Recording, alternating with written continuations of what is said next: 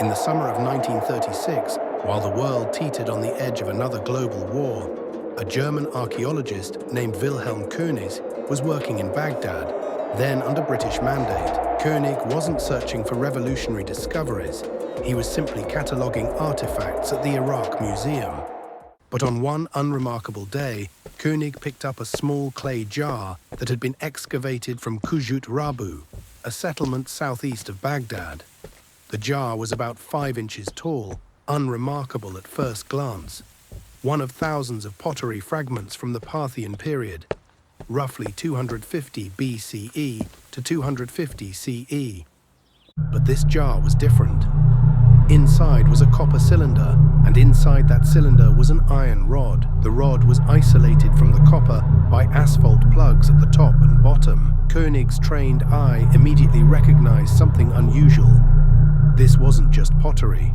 The construction was deliberate, precise, almost engineered. König theorized something radical. This 2,000-year-old artifact could have functioned as a galvanic cell, in other words, an ancient battery.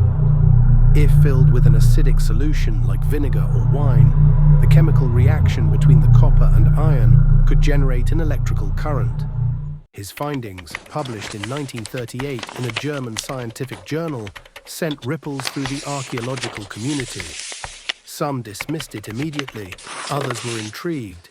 But before the debate could truly begin, the world was consumed by World War II, and König's discovery was largely forgotten. It would be decades before anyone took the Baghdad Battery seriously again. But the question König posed lingered like an electrical charge in the air. Did ancient civilizations understand electricity? To understand the Baghdad Battery, we must first understand the Parthians, one of history's most underestimated empires. From 247 BCE to 224 CE, the Parthian Empire controlled the crossroads between East and West, a vast territory that rivaled Rome itself. The Parthians were not primitive. They were sophisticated engineers, architects, and metallurgists. They built underground cooling systems called qanats, some stretching over 70 kilometers. They created intricate jewelry with techniques that puzzle modern craftsmen. This was a civilization that had inherited knowledge from the Babylonians, traded with the Chinese along the Silk Road, and battled the Romans for centuries. They had access to Greek scientific texts, Persian engineering traditions, and Indian mathematical innovations. If any ancient civilization could have stumbled upon electrochemistry, it was the Parthians. They had the materials, the metallurgical knowledge, and the intellectual curiosity. But the question remains, why would they need a battery? One of the most popular theories emerged in the 1970s, electroplating. Could the Parthians have used these devices to coat objects with thin layers of gold or silver? German Egyptologist Arne Eggebrecht conducted experiments in 1978. He filled a replica Baghdad battery with grape juice and successfully used it to electroplate a small silver figurine with gold in just a few hours. The results were stunning and seemingly confirmed König's theory. But critics pointed out a problem. When modern scientists examined ancient gold-plated artifacts from the Parthian period under electron microscopes, they found no evidence of electroplating. The gilding techniques showed mechanical bonding, mercury gilding, leaf application, or fusion gilding, not electrochemical deposition. If the Parthians had batteries, why is there no physical evidence they used them for plating? Why are there no ancient texts describing the process? Why have only a handful of these batteries been found? In 2003, the television show Mythbusters decided to test the Baghdad Battery theory.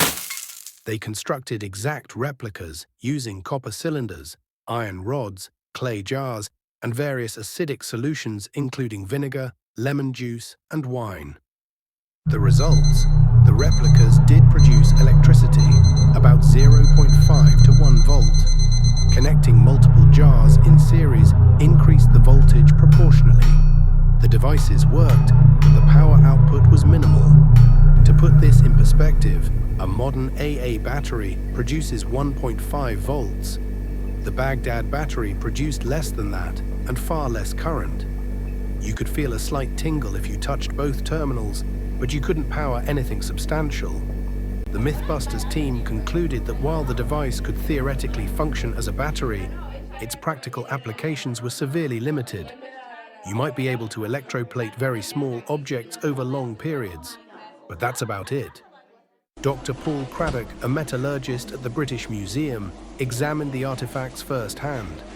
His conclusion was diplomatic but skeptical. The objects are interesting, and they could have produced electricity, but there's no evidence they were actually used for that purpose.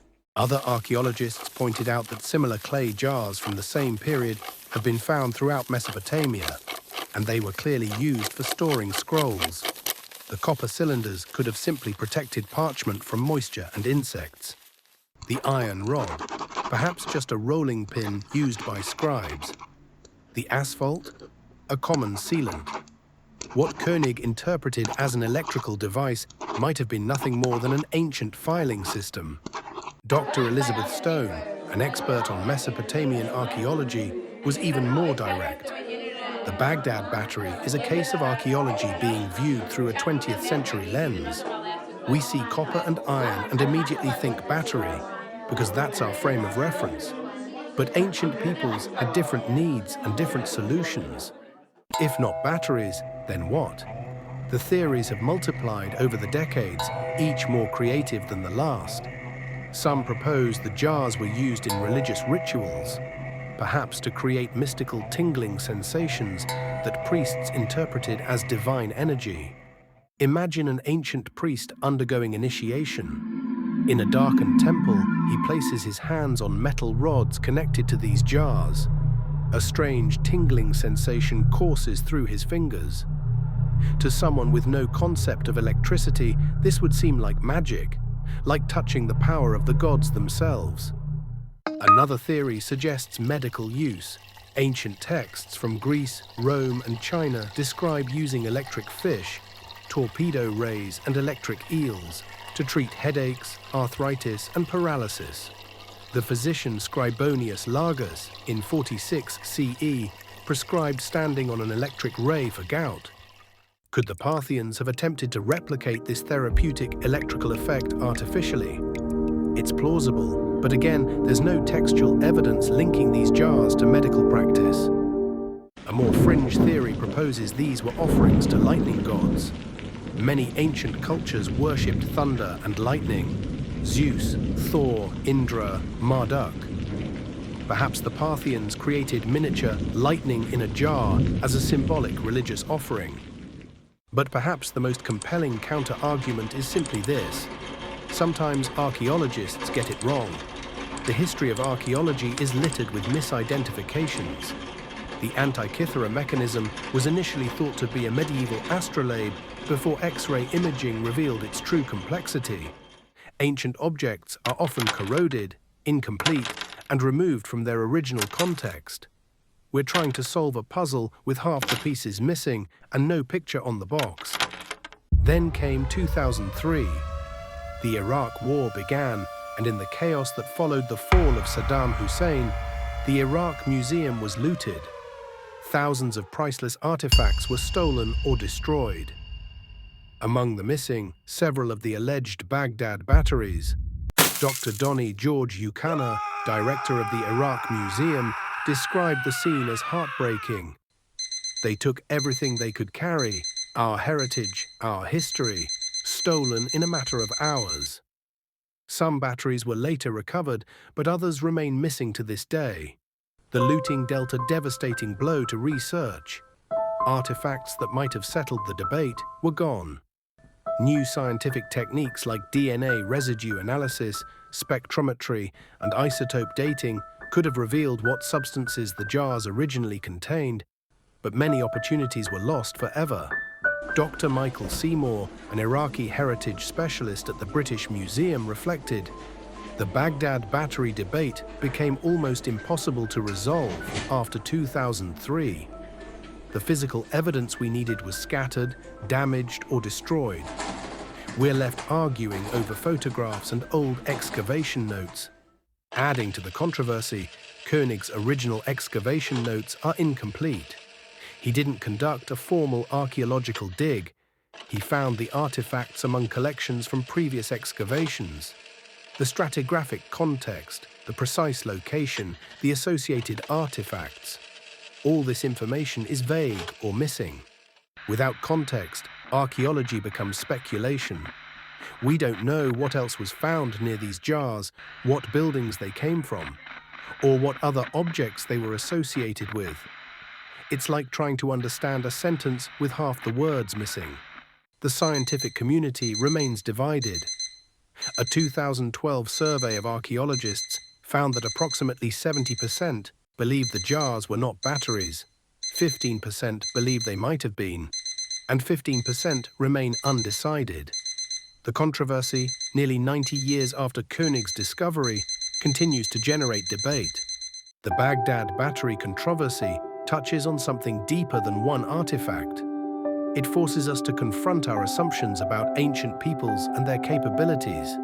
For centuries, Western scholars viewed ancient civilizations through a lens of technological condescension. But archaeology has repeatedly humbled us. The Antikythera mechanism, an ancient Greek astronomical calculator of stunning complexity.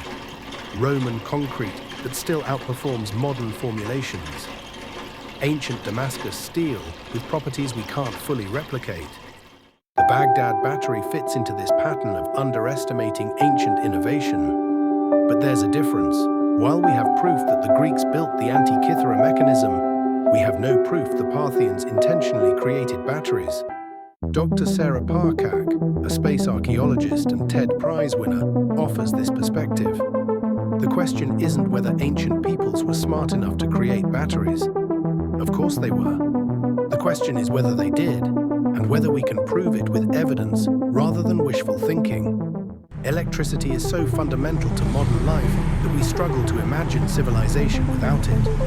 We use electricity for lighting, heating, communication, computation, transportation. It's the invisible force that powers our world. But ancient peoples navigated their world with fire, sunlight, and moonlight. They developed sophisticated societies without any electrical technology.